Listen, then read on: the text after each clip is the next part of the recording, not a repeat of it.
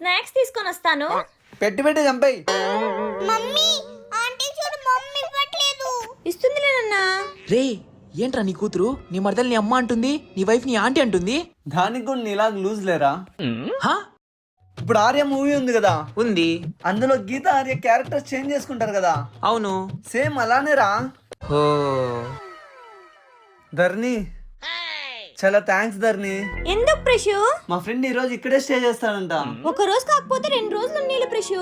అమ్మయ్యా, అయితే 2 days తాగచ్చా? అదేంటి?